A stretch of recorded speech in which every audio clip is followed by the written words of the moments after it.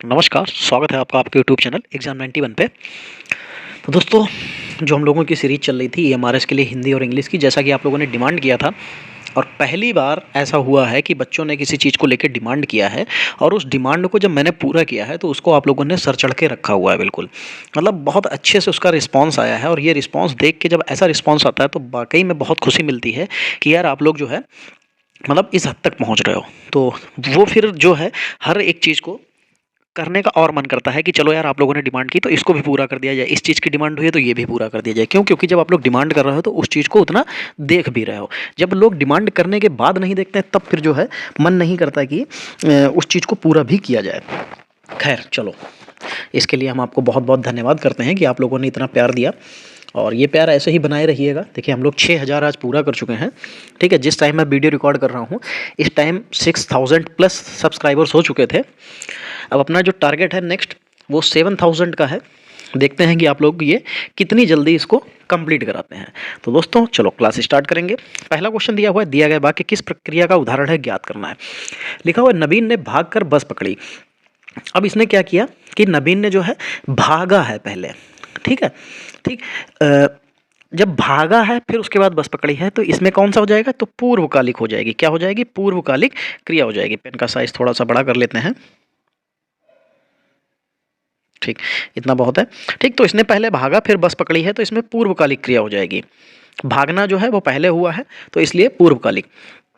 चलो फिर 62 नंबर देखो क्या लिखा हुआ है, दिए गए वाक्य के शुद्ध रूप का चयन करना है। लिखा हुआ है गांव में किसान लोग मेहनत करते हैं। तो गांव में किसान लोग मेहनत करते हैं तो उसका देखिए क्या हो जाएगा सॉरी।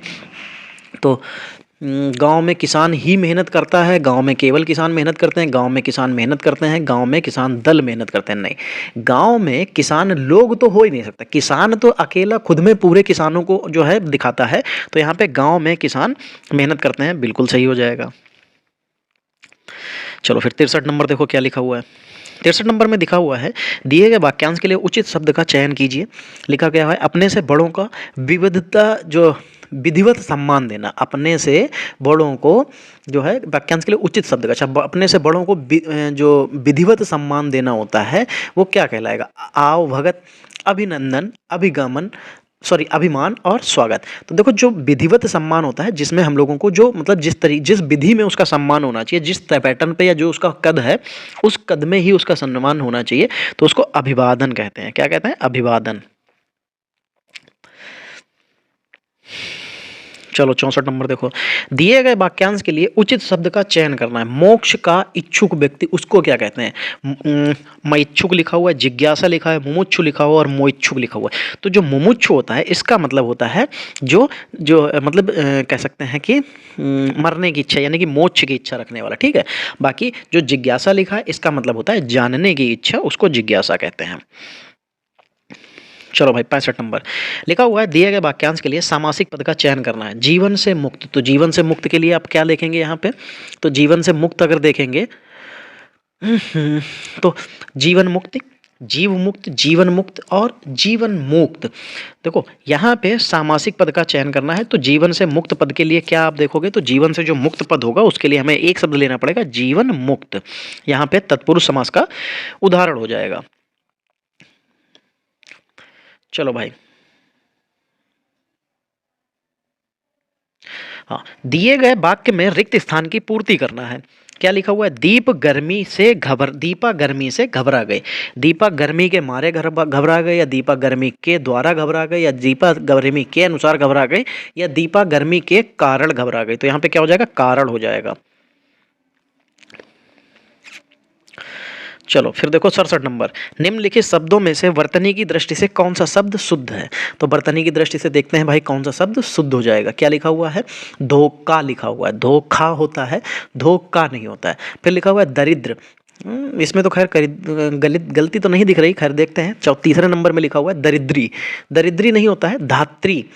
तो त्रा में बड़ी की मात्रा लगती है, यहाँ पे त्रा में छोटी की, तो यानी कि सिर्फ दूसरा ऑप्शन ही सही दिख रहा है, तो यहाँ पे यही सही हो जाएगा। चलो 68 नंबर देखेंगे, दिए गए शब्द का शब्द युग्म का अर्थ ज्ञात करना है। क्या करना है? शब्द युग्म का जो है अर्थ ज्ञात करना है। धरा और धारा दोनों का हमको बताना है कि क्या सही हो जाएगा। तो धरा और धारा दोनों में देखते हैं। तो एक धरा मतलब क्या होता है, एक धरा के मतलब होता है पृथ्वी, और दूसरी धारा होती है ये प्रवाह। जो बाद वाली धारा लिखी है ये धारा, ठीक है, इसका मतलब होता है प्रवाह। जैसे नदी की धारा तो नदी की प्रवाह, ठीक। तो इसका मतलब है जो धरा लिखा है ये पृथ्वी होती है, पृथ्वी का पर्यायवाची ही धरा है। चलो 69 नंबर, निम्नलिखित में से कौन सा शब्द स्त्रीलिंग शब्द नहीं है। तो लेखनी लिखी जाती है, कमला लड़की का नाम है, पुस्तक पढ़ी जाती है, कभी नहीं कहा जाता पुस्तक पढ़ा जाता है, और निबंध लिखा जाता है, कभी नहीं कहा जाता निबंध लिखी जाती है। तो स्त्रीलिंग शब्द नहीं होना तो इसका मतलब वो पुल्लिंग होगा। तो पुल्लिंग निबंध लिखा जाता है, तो इसलिए हमेशा लिखा ये पुल्लिंग ही रहेगा। चलो 70 नंबर क्या लिखा हुआ है, दिए गए शब्द में से शुद्ध वर्तनी का चयन करना है। जो दिए गए जो शब्द हैं इसमें से शुद्ध वर्तनी कौन सी होगी।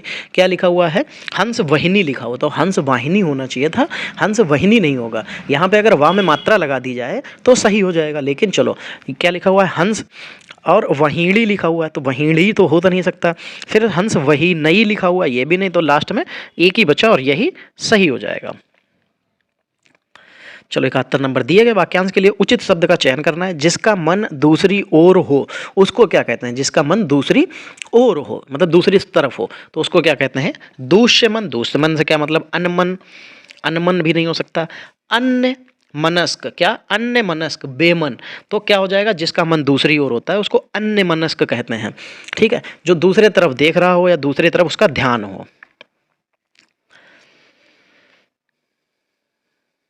चलो 72 नंबर, दिए गए वाक्यांश का काल ज्ञात करना है। क्या दिए गए वाक्यांश का काल ज्ञात करना है। लिखा हुआ है, रेखा नृत्य प्रतियोगी में भाग, नृत्य प्रतियोगिता में भाग लेगी।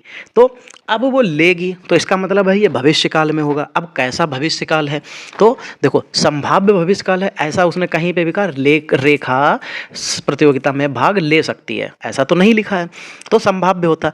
फिर आज्ञार्थक, किसी ने आज्ञा तो उसको दी नहीं है। फिर असामान्य, असामान्य कैसे हो जाएगा, तो असामान्य तो कुछ होता नहीं है, ठीक है। सामान्य भविष्यत भूतकाल मतलब सामान्य भविष्यत काल हो जाएगा। चलो 73 नंबर, दिए गए शब्द का पर्यायवाची हमको यहाँ पे ज्ञात करना है कि पर्यायवाची क्या हो जाएगा। नैसर्गिक, नैसर्गिक मतलब क्या होता है, नैसर्गिक वो चीज़ होती है जो खुद से बन जाती है, ठीक है। नैसर्गिक क्या होता है, जो खुद से बन जाती है, यानी कि जैसे जो प्राकृतिक चीज़ें होती हैं वो खुद से बनती हैं, इसी को नैसर्गिक कहते हैं। इसका विलोम क्या बनता है, कृत्रिम बनता है। नैसर्गिक का जो है कृत्रिम विलोम शब्द बहुत बार पूछा जाता है, इंपॉर्टेंट है, इसलिए आपको मैंने बता दिया यहाँ पे, ठीक। चलो फिर यहाँ पे जैसे मौलिक दे रखा है तो मौलिक का पर्यायवाची मूलभूत कह सकते हैं, जो आधारभूत हो, ठीक है। फिर या वास्तविक भी कह सकते हैं। फिर कृत्रिम का क्या होता है, कृत्रिम होता है, देखो यहाँ पे इसीलिए इन्होंने जो है अच्छा कृत्रिम दिया नहीं है, चलो खैर कोई बात नहीं, अगर कृत्रिम नहीं दिया है खैर मैं बता दूं, कृत्रिम जो होता है वो क्या होता है, मनुष्य मतलब मनुष्य के द्वारा बनाया गया होता है, और ये नैसर्गिक का विलोम शब्द होता है। तो इसको मानव निर्मित कहते हैं, बनावटी भी कह सकते हैं, नकली या झूठा भी कह सकते हैं। फिर जो नैतिक होता है, नैतिक का मतलब होता है हाँ नैतिक का मतलब होता है ठीक, नैतिक, नैतिक मतलब जो नैतिक नीति युक्त होता है, जो नीति युक्त होता है, जो नीतियों को मानता है उसको नैतिक कहते हैं, ठीक है। चलो यहाँ पे ये क्लियर इसलिए भी करने पड़ते हैं क्योंकि अगर आपको क्लियर नहीं करेंगे तो इनसे कोई भी रिलेटेड कोई भी एक आ गया तो आपका वो गलत हो जाएगा। निम्नलिखित में से कौन सा शब्द स्वीकृत बोधक है।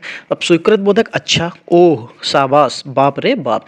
अब स्वीकृत बोधक का मतलब होगा मैंने आपसे कोई काम कहा कि आपको एक ये काम करना है तो आपने कह दिया अच्छा ठीक, तो अच्छा ठीक हो जाएगा। ये शब्द जो हैं ये स्वीकृत बोधक के होते हैं। ओह जो लिखा हुआ है ये तो आपको दिखा रहा है जैसे आप विस्मय हो गए हों। शाबाश जो आपको कोई शाबाशी देगा या आपके काम की सराहना करेगा। चलो 75 नंबर, दिए गए वाक्य में रेखांकित भाग किस प्रकार की विभक्ति ज्ञात करता है। अच्छा यहाँ पे रेखांकित तो कोई है नहीं, खैर यहाँ पे पेड़ से फल गिरा, ठीक है। तो जो पेड़ से फल गिरा, अब सीधी सी बात है, आप पूरा मान लीजिए कि इसमें सीधा सा उसने ये कहा है कि इसमें विभक्ति मतलब कौन सा जो है कारक आएगा, कर्ता, अधिकरण, संबोधन या अपादान, ठीक। देखो मैं आपको बताऊं, जब भी कभी कोई भी चीज़ किसी से अलग होगी तो वहाँ पे अपादान होगा, ठीक। तो अगर आप जैसे बिल्ली छत से कूदी तो यहाँ पे क्या हो जाएगा, अपादान। अपादान किस में होगा, छत में, ठीक है। बिल्ली कूदी है कहाँ से, छत से। जब कोई चीज़ किसी से अलग होती है तो जिससे अलग होती है उसी में अपादान होता है। जैसे यहाँ पे पेड़ से फल गिरा तो अपादान किस में होगा, पेड़ में, क्योंकि वहाँ से फल गिरा है, ठीक है। तो इसमें अलगाव का दिखाई देता है तो यहाँ पे अपादान हो जाएगा। चलो भाई 76 नंबर, दिए गए शब्द का संधि के रूप में पहचान करना है। लिखा हुआ है यहाँ पे गायिका, तो गायिका का जो है सही संधि विच्छेद क्या हो जाएगा? तो गुण संधि, सॉरी संधि का नाम पूछा गया, तो गुण संधि हो जाएगा, विसर्ग हो जाएगा, अयादि हो जाएगा या यड़। पहले गायिका को आपको तोड़ना पड़ेगा।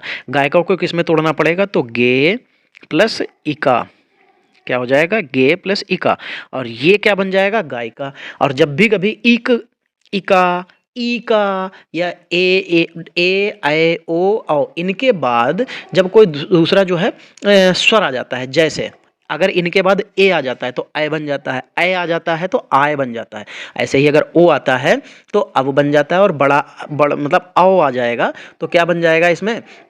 तो इसमें आओ बन जाएगा। ऐसे ही जब छोटी ई के साथ में आ जाते हैं तो क्या हो जाता है? अब देखो यहाँ पे ए की मात्रा के साथ आया है तो क्या बन जाएगा? तो यहाँ पे इका, तो गायिका बन जाएगा, और ये कौन सी संधि बन जाएगी? अयादि संधि का उदाहरण हो जाएगा। संधियाँ बहुत सरल हैं, लोगों ने यह कह सकते हैं कि हम लोगों ने ही इसको इतना हुआ बना दिया है कि संधियाँ याद नहीं होंगी। अरे संधियाँ यार, सिर्फ सच्ची बताऊँ, संधियों को आप एक बार पढ़िए याद हो जाएंगी, उसके बाद आप कभी भूलेंगे ही नहीं।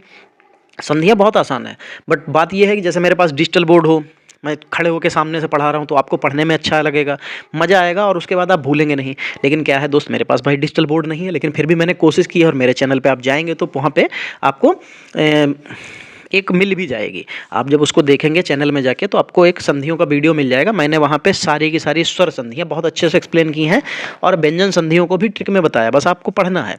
चलो, दिए गए वाक्यों में से शुद्ध वाक्य का चयन करना है। मैं अपने उज्जवल भविष्य की कामना करता हूँ। फिर यह गुलाब का फूल है, ये एक अच्छे सन्यासी हैं, और ये सस्ते गल्ले की सरकारी दुकान है। तो यहाँ पे शुद्ध वाक्य का चयन तो दूसरा ही वाला दिख रहा है, क्योंकि यह गुलाब का फूल है, इसमें कुछ भी गलती नहीं है, ठीक। और बाकी अगर सब में देखा जाए तो कुछ ना कुछ गलती है, ठीक है। अगर आप बाकी को देखेंगे तो गलतियाँ मिल जाएंगी आपको। चलो 78 नंबर, क्या लिखा हुआ है? किंकड़ी। अब इसमें हमको क्या बताना है? इसमें उपसर्ग बताना है। उपसर्ग कहाँ लगता है भाई? उपसर्ग हमेशा शब्द के पहले लगता है, ठीक है। तो किंकड़ी में जो है कौन सा शब्द हो जाएगा? तो देखो, का के ऊपर अंक की बिंदी लगी है, इसका मतलब हो जाएगा क्या हो जाएगा? किंकड़ी, किन किन किन किन, हाँ किन हो जाएगा, ठीक, किन बन जाएगा। तो यही जो है आपका क्या बन जाएगा? ये आपका उपसर्ग बन जाएगा। उपसर्ग वाक्य के पहले, शब्द के पहले लगता है। चलो 79, दिए गए शब्द का विलोम शब्द ज्ञात करना है, ठीक है। विलोम शब्द ज्ञात करना है। उथला, उथला का क्या हो जाएगा विलोम? उथला मतलब होता है जो बहुत ऊपर ऊपर हो, गहरा हो जाता है उसका, ठीक। चलो 80 नंबर देखो, निम्नलिखित कौन सा शब्द दिए गए शब्द का पर्यायवाची नहीं है? क्या लिखा हुआ है? पक्षी। पक्षी का पर्यायवाची, पक्षी का क्या होता है? बिहग होता है, परिंदा भी होता है, पखेरु भी होता है ना, क्या जाते हैं प्राण पखेरु हो गए। पखेरु मतलब पक्षी की तरह उड़ गए या पक्षी, ठीक। और करका, यहाँ पे जो करका शब्द लिखा हुआ है, ये आपका करका पक्षी का नहीं होता है। ये या तो आप कह लीजिए ये ओला का पर्यायवाची होता है, ओला वो वाला नहीं, ठीक है। ये मत समझ लीजिए लेना कि आपने ओला मतलब ओला ड्राइवर वाला, वो नहीं। ओला या हिमोपल कह सकते हैं, या हिमपात कहते हैं, जो नहीं बर्फ़ के गोले गिरते हैं आसमान से, ठीक है। तो इसको करका किसका विलोम शब्द होता है, पर्यायवाची होता है? ओला या हिमोपल का। चलो, अब यहाँ से हमारी क्या स्टार्ट हो रही है? तो भाई हमारी यहाँ से जनरल इंग्लिश स्टार्ट हो रही है। चलो भाई देखते हैं पहला क्वेश्चन क्या लिखा हुआ है। यहाँ पे लिखा हुआ है they met a boy carry a basket of fruit. उसने पूछा है कि इसको हमको जो कैरी लिखा हुआ है इसको हमको चेंज करना है। तो देखो सबसे पहली बात तो आपको इसको पहचानना पड़ेगा ये है क्या। तो देखो दोस्तों, ये जो है ये निकल के आ रहा है आपका, ये जिरंड में निकल के आ रहा है, क्योंकि इसमें जिरंड का कुछ कुछ फॉर्म निकल के आ रही है। तो यहाँ पे कैरी की जगह पे हम लोग कैरिंग इस्तेमाल करेंगे। देखो कैरी जो होता है ना, कैरिंग, कैरिंग का मतलब होता है कि जब कोई भी चीज़ आप अपने हाथ में होल्ड करके रखे हो, हेल्ड करके रखे हो तब, या कह सकते हैं अपनी बाहों में हो, या कह सकते हैं कि आपकी बैक मतलब पीठ पे वो लटकी हुई हो, ठीक है। जब आप एक जगह से दूसरी जगह पे जाते हैं तब हम लोग उसके लिए कैरी का इस्तेमाल करते हैं। तो इसीलिए दे मेट अ बॉय, वो एक boy, they met a boy, वे एक बॉय से मिले, लड़के से मिले, कि जो क्या कर रहा था, बास्केट ऑफ फ्रूट्स, जो फ्रूट्स की बास्केट थी वो अपने ऊपर कैरी कर रहा था, यानी कि कैरिंग कर रहा था, लेके जा रहा था इधर से उधर, ठीक है। चलो 122 नंबर देखो क्या लिखा हुआ है। फिर यहाँ पे खाली जगह है, हम बाकी चीज़ें क्यों पढ़ के टाइम खराब करें, हमें तो सिर्फ क्वेश्चन करना है। तो यहाँ पे देखो क्या खाली जगह भरना है, ही इज़ विलिंग अनेबल, क्या हो जाएगा, he is willing so unable, नहीं हो सकता, he is willing it unable, लगभग लगभग he is billing unable up unable नहीं, he is billing why unable why, तो ये तो बेकार ही होगा, तो बचा एट। तो इट जो है वो इसमें एडवर्ब का उपयोग किया जाएगा, यहाँ पे जो इट एडवर्ब है इसका उपयोग किया जाएगा। क्यों? क्योंकि यहाँ पे जो अनेबल है वो एक तरीके का एडजेक्टिव है, ठीक है। एडजेक्टिव से पहले क्या आता है? एडवर्ब का ही प्रयोग किया जाता है। तो जो इसके अलावा जो यहाँ पे जो सो लिखा है, सो मतलब होता है इतना तो हो नहीं सकता, बाकी ऐसा जो मतलब अब लिखा है, अब मतलब ऊपर होता है, या कह सकते हैं, और बाई मतलब तो आपको पता ही है क्यों। तो यहाँ पे सबसे सही परफेक्ट तो ऑप्शन के हिसाब से तो आपको सिर्फ एट ही मिलेगा। चलो फिर 23 नंबर देखो क्या लिखा हुआ है 23 नंबर में, we went men like him. अब यहाँ पे भी खाली जगह भरनी है, तो चलो देखो, we want man like him, we want more, much, any, most, ये बिल्कुल बेकार लिखे हुए हैं यहाँ पे कि we want more man like him, कि हम लोग आपकी तरह ही और लोगों को भी चाहते हैं, मतलब आपके तरह ही जो लोग हों और बाकी आपकी तरह ही हो, ठीक। यहाँ पे एज एडजेक्टिव इसका उपयोग किया जाएगा। चलो 124 नंबर में देखो, यहाँ पे फिर PQRS दे रखा है, हमको इसको क्या करना है, इसको भाई व्यवस्थित करके और इसको अपने उसमें मिलाना है, ठीक है, व्यवस्थित करना है। चलो भाई देखते हैं। तो सबसे पहले देखते हैं क्या लिखा हुआ है कि beside these a black Smith had sent models of an aeroplane which were highly appreciated and anti aircraft gun. अच्छा, तो यहाँ पे बाकी तो और देखो, विच एंड हैड से स्टार्ट हो नहीं सकता, तो पी से ही स्टार्ट करना पड़ेगा, यानी कि इसी को पहला लेना पड़ेगा कि besides these a black Smith, फिर विच और एंड भी बात नहीं बननी, तो इसका मतलब इसको हमें दूसरा लेना पड़ेगा, ठीक।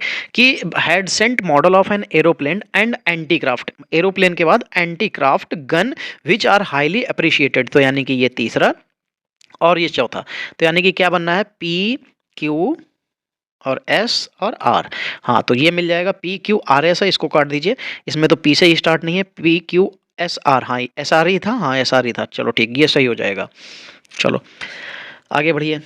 125 नंबर में क्या लिखा हुआ है, फिर हमको वो देखिए, लिखा कुछ भी हो हमें नहीं, मतलब हमें दिखाई दे रहा है कि इसमें खाली जगह भरनी है, तो हम लोग खाली जगह भरेंगे। सी इज आ रिलेटिव, तो नेक्स्ट रिलेटिव अगले रिलेटिव तो नहीं होगा, सो इसलिए क्या काम कोई मतलब नहीं है।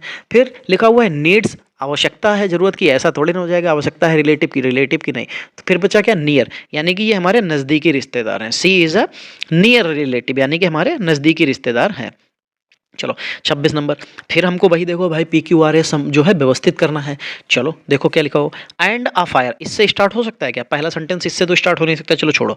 Radha was made side to sit, यानी कि राधा से तो स्टार्ट हो सकता है, अरे भाई कहाँ जा रहे हो, हाँ ठीक, राधा से स्टार्ट हो सकता है, तो राधा से स्टार्ट होने पे इसका मतलब हम लोग पहला सेंटेंस इसको बना लेंगे कि राधा वाज मेड, क्या हो जाएगा, राधा वाज मेड। फिर उसके बाद side of bridge groom, bride groom, ये तो बन नहीं रहा, Radha was made to sit on the right, हाँ ये बिल्कुल सही बनना है यहाँ पे, तो आप इसको ले सकते हैं, Radha was seat on the right side, अरे साइड भी मिल गया, तो भैया तीसरा ये हो गया, और लास्ट में बचा चौथा ये, तो यानी कि क्या क्या बना, Q, फिर उसके बाद S, फिर R और फिर P, तो QSRP, QSRP, QSPR हटाओ, QSRP बिल्कुल सही हो जाएगा दूसरा ऑप्शन। चलो आगे बढ़िए। 127 नंबर, अब यहाँ पे हमको कुछ भी पढ़ने की जरूरत नहीं है, इसका मतलब है देखो, जब डिवाइड कर रखा है उसने पार्ट्स में, इसका मतलब एरर पूछ रहा है। चलो एरर देखते हैं क्या लिखा हुआ है, unless you do not work hard you will fail. अच्छा, यहाँ पे अनलेस जो लिखा हुआ है, अनलेस यू डू नॉट, इसकी जगह पे हम लोग जो है सिर्फ अनलेस का ही इस्तेमाल करेंगे। क्यों? क्योंकि जब अनलेस और नॉट दोनों तो निगेटिव चीज़ें हैं, तो निगेटिव तो भैया फिर एक ही तो इस्तेमाल कर सकते हो, या तो अनलेस का इस्तेमाल कर लो, या तो फिर नॉट का इस्तेमाल कर लो, या तो आप ये कर सकते हो you do not work hard you will fail, अगर तो ठीक है, तो तुम अगर भाई फेल तो तभी होगे ना जब तुम पढ़ोगे नहीं। तो यहाँ पे जो नॉट शब्द है ये गलत लिखा हुआ, तो हमको इसको काटना पड़ेगा, यानी कि गलती किस में है, पहले में। Unless you do not work hard you will fail, बिल्कुल सही है, तो नॉट यहाँ पे गलत है, तो पहला ऑप्शन गलत हो जाएगा, पहला ऑप्शन तीसरे में दे रखा है, यही सही हो जाएगा।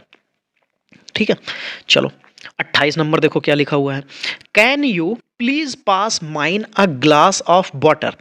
अच्छा, अब यहाँ पे क्या लिखा हो, can you please pass mine. अब एक चीज मुझे ये बताओ कि यहाँ पे माइन क्या सही लिखा हुआ है, ऑब्जेक्टिव केस, ठीक है, होना चाहिए यहाँ पे। तो क्या होगा, यहाँ जो बन सकता है, can you please pass mine जो है, तो माइन के स्थान पे आप मी का इस्तेमाल कर सकते हो ना, कि कैन यू प्लीज पास मी, क्या हो जाएगा, can you please pass me a glass of water, बिल्कुल सही हो जाएगा। तो यहाँ पे हटाओ, दूसरे नंबर की गलती मिल गई। चलो भाई आगे बढ़ते हैं। 129 नंबर देखो, 129 नंबर में लिखा हुआ है कि improve the bracket part of the sentence, a shall have plenty of time tomorrow. क्या लिखा हुआ है, a shall have plenty of time tomorrow.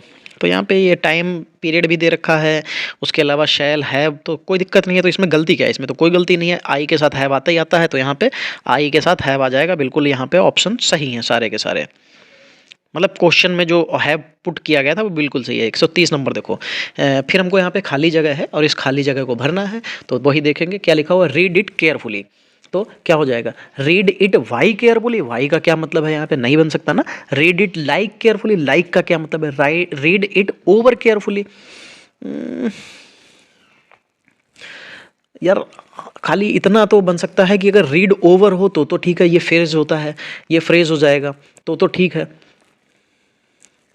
अच्छा यहाँ पे फिर चलो नेक्स्ट देखते हैं कि रीड इट नेक्स्ट केयरफुली, नहीं तो फिर आपको ओवर ही लेना पड़ेगा, क्योंकि रीड ओवर का मतलब होता है read carefully from beginning to end to look for mistake और चेक डिटेल्स। इसका मतलब होता है ध्यानपूर्वक पढ़ना, रीड इट केयरफुली। अगर इट जो लिखा है वो बीच में कोई फर्क नहीं डालेगा, रीड ओवर इसका मतलब ही होता है केयरफुली पढ़ना, ध्यानपूर्वक पढ़ना। तो यहाँ पे ओवर बिल्कुल सही हो जाएगा, ओवर में कोई गलती नहीं आएगी, आपको ओवर ही लेना पड़ेगा। चलो फिर आप देखो यहाँ पे फिर से तुमको क्या करना है, यहाँ पे भाई एरर फाइंड करनी है, एरर में देखना है कि किस में गलती होगी। चलो यहाँ पे लिखा हुआ ही is married with his cousin, तो देखो मैरिड विद का नहीं होता है, यहाँ पे ही इज मैरिड क्या हो जाएगा, टू हो जाएगा, he is married to his cousin, उसने अपने कजिन के साथ में शादी की।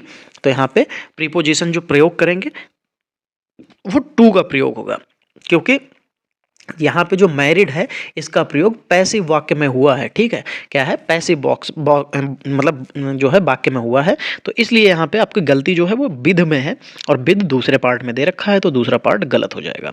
चलो 132 नंबर देखो क्या लिखा हुआ है, यहाँ पे फिर वही है, हमको खाली जगह भरनी है, तो फिर खाली जगह पे हम लोग चलेंगे। चलो क्या लिखा हुआ है, the next train will at 1 AM, the next train will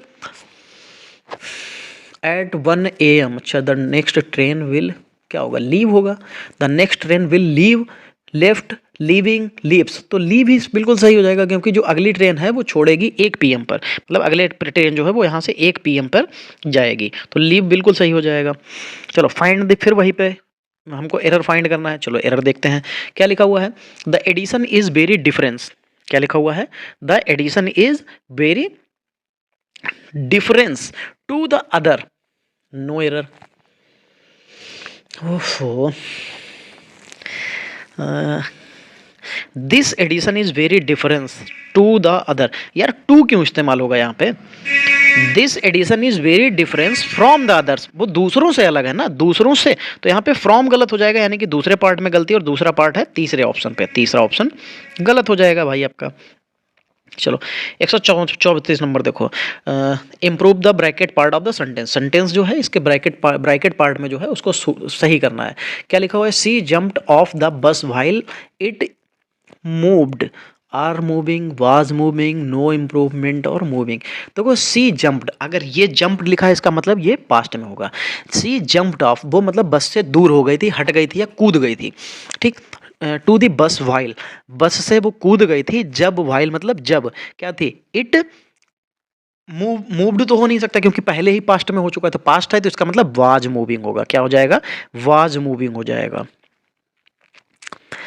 चलो 35 नंबर देखो क्या लिखा हुआ है, फिर वही खाली जगह है, खाली जगह भरते हैं। Do not start your here from me, do not start you here from me, तो do not start till for since more. अच्छा तो यहाँ पे बिल्कुल सही लिखा हुआ है कि do not start till you here from मी, मतलब टिल जब तक नहीं, टिल जब तक ना स्टार्ट करना तब, तो बिल्कुल सही हो जाएगा यहाँ पे टिल। चलो 36 नंबर देखो क्या हो जाएगा। फिर यहीं पे खाली जगह है और अप्रोप्रिएट वर्ड चूज़ करना है। ठीक, चलो देखो हर बार जो भी मैं इंग्लिश टेस्ट पेपर आपके सामने लेके आ रहा हूँ, मैंने एक चीज़ नोटिस की है कि हर बार पेपर में आपको कुछ ना कुछ एक नया देखने को मिलता है। और इन नए पेपर्स में आपको एक चीज़ और भी देखने को मिलती है कि एक जैसे क्वेश्चन नहीं आ रहे हैं। और ये जो मैं डीएसएसबी जेएसए का पेपर करा रहा हूँ, और इस तरीके के पेपर में आपको कभी भी कुछ भी पुराने चीज़ें देखने को नहीं मिल रही हैं। और हर बार पेपर में इंग्लिश भी बदल जाती है, हिंदी भी बदल जाती है, पैटर्न बदल रहा है। तो इसलिए आपके लिए ये बहुत इंपॉर्टेंट क्वेश्चन बन जाते हैं, तो इसको जरूर देखना। ठीक, और हो सके तो भाई शेयर जरूर कर दिया करें। आप लोग शेयर नहीं करते हो, वो बात अलग की है कि आप लोग खुद तो देखते हो लेकिन अपने दोस्तों को नहीं शेयर करते हो। चलो 36 नंबर क्या हो जाएगा। I ask it as a क्या while right wood sorry round और such. I ask it was a while, it was a right, it was round, it was such. तो यहाँ पे राइट तो जो है यहाँ पे अधिकार के बारे में बात करेगा या उसका हक है। तो इट वाज आस्क इट मतलब आई ask it was a right, मैं इसे एक अधिकार के रूप में पूछता हूँ, बिल्कुल सही हो जाएगा। चलो भाई 37 नंबर देखो लिखा हुआ है, खाली जगह भरनी है। चलो खाली जगह भरनी है, क्या लिखा हुआ है। The wiser she is the क्या हो जाएगा, बेस्ट, बेटर, गुड, बैड। देखो एक तो जब भी कभी सबसे पहले यहाँ पे क्या इस्तेमाल हो गया, वाइजर इस्तेमाल हो गया, यानी कि ये कंपैरेटिव डिग्री है। ठीक है, अगर आपके साथ में कभी भी द फिर उसके बाद कंपैरेटिव डिग्री आ जाए, फिर उसके बाद सब्जेक्ट आ जाए और फिर उसके बाद हेल्पिंग वर्ब आए, तो जो the comparative degree plus subject, ये सही वाक्य जो है इसका जो है मतलब बिल्कुल मतलब इसका पैटर्न तो भाई सही लिखा है। तो इसके हिसाब से अगर देखेंगे तो क्या हो जाएगा, the wiser she is the better. ठीक है, क्या है, the wiser she is the better, बिल्कुल सही हो जाएगा। इसका मैंने सेंटेंस भी बता दिया आपको किस तरीके के किस पैटर्न पे आता है और कैसे बनेगा। चलो फिर यहाँ पे 38 नंबर देखिए क्या लिखा हुआ है कि 38 नंबर में यहाँ पे लिखा हुआ है कि वही ब्रैकेट में जो है इम्प्रूव पार्ट जो है इसको चेंज करना है। चलिए, when she reached the cinema the film have started. अच्छा, तो देखो यहाँ पे क्या लिखा है, व्हेन वी रीच्ड, अब ये पास्ट में दे दिया। अब अगर पास्ट में दे दिया तो हैव को भी हमको पास्ट में बदलना पड़ेगा। हैव का पास्ट क्या होता है, हैड होता है। तो क्या हो जाएगा, when we reached the cinema, जब हम लोग सिनेमा पहुंचे, द फिल्म हैड स्टार्टेड। तो ऑलरेडी स्टार्टेड वाला बिल्कुल सही हो जाए, क्योंकि यहाँ पे हैज ऑलरेडी ले नहीं सकते क्योंकि पास्ट में लेना है, तो पास्ट में हैड ऑलरेडी स्टार्टेड, बिल्कुल सही हो जाएगा। 39 नंबर देखो क्या हो जाएगा। 39 नंबर में लिखा हुआ है कि फिल अच्छा वही एरर्स है, फाइंड करनी है। चलो, she had no other but then of collecting flowers. देखो यहाँ पे she had no other but then of नहीं होगा, यहाँ पे देन तो नहीं, दैट ऑफ कर सकते हो। ठीक है, क्योंकि जो किसी के अलावा की बात होगी। ठीक है, तो मतलब ये कह सकते हैं कि किसी के अलावा या सिवाय को छोड़कर ये शब्द होंगे। तो जो बट देन ऑफ लिखा है वहाँ पे बट दैट ऑफ प्रयोग कर सकते हैं। तो इसका जो करेक्ट आंसर बन जाएगा वो क्या हो जाएगा, she had no other but that of collecting flowers. तो यहाँ पे जो है बट देन की स्थान पे क्या हो जाएगा, दैट ऑफ। तो पहला ऑप्शन 2 का है, दूसरा ही ऑप्शन गलत था। चलो अंतिम क्वेश्चन की तरफ चलते हैं। जो हमारा आज का लास्ट क्वेश्चन है वो भी हमारा जो है ब्रैकेट पार्ट को इम्प्रूव करना है। I have been living here since months. ठीक है, क्या हो जाएगा यहाँ पे, I have been living here for months, since month, in month, with month, for month. तो यहाँ पे जो है सिंस के स्थान पे आप फॉर ही प्रयोग कर सकते हो कि पीरियड ऑफ जो टाइम दे रखा है वो मंथ को डिनोट कर रहा है। अब अगर डिनोट मंथ को करेगा तो यहाँ पे एक बार को आप फॉर इस्तेमाल कर सकते हो, क्योंकि जो सिंस होता है वो टाइम को डिनोट करता है, जैसे सिंस 2020, 2010 इस तरीके से। तो उसको डिनोट करने के लिए करना है तो आपको यहाँ पे फॉर मंथ। वैसे यहाँ पे देखा जाए तो I have been living here for 6 month. तो यार उसमें टाइम पीरियड जो होता है लिमिटेशन होती है, मतलब एक सर्टेन टाइम होता है। यहाँ पे अनसर्टेन के लिए सिंस ही इस्तेमाल होता है। आई थिंक सिंस इस्तेमाल होना चाहिए, सिंस में कोई गलती नहीं है। I have been living here since month, क्योंकि सिंस तब इस्तेमाल करते हैं जब हम लोगों के पास अनसर्टेन टाइम होता है। I have living here for 3 months, अच्छा नहीं, सही है। जब हम लोगों के पास फॉर 3 मंथ होता है तो 3 मंथ यानी कि 12 मंथ में से 3 मंथ कौन से होंगे ये हम लोगों को नहीं पता होता है, इसलिए वहाँ पे फॉर यानी कि अनसर्टेन टाइम होगा तो वहाँ पे फॉर आता है, और जब सर्टेन टाइम्स होता है तो वहाँ पे सिंस। यहाँ पे सर्टेन और अनसर्टेन बिल्कुल नहीं कह सकते हैं, तो यहाँ पे जो मंथ्स लिखा हुआ है महीनों, क्योंकि हम लोग यहाँ पे रह रहे हैं महीनों से, तो महीनों से रह रहे हैं तो उसके लिए सिंस जो है नहीं हो पाएगा, तब आपको फॉर ही लेना पड़ेगा कि कितने महीनों से नहीं पता है। ठीक है, अगर हाँ यहाँ पे आपको एक सर्टेन टाइम होता तो आप सिंस का इस्तेमाल कर सकते थे। चलो दोस्तों, फिर हमारी जो 40 क्वेश्चंस की क्लास थी जिसमें आपको हिंदी और इंग्लिश के क्वेश्चंस मिले तो वो ख़त्म होती है। और अगर आपको ये सेशन अच्छा लगा हो तो भाई वीडियो को लाइक और शेयर जरूर कर दीजिएगा। बाकी मैं आपके लिए वन वर्ड और ईडियम्स भी लेके आऊँगा, तो उनको भी देख लीजिएगा। चलिए दोस्तों, फिर आज की क्लास यहीं पर समाप्त करेंगे, मिलेंगे अगली क्लास में, तब तक के लिए जय हिंद दोस्तों।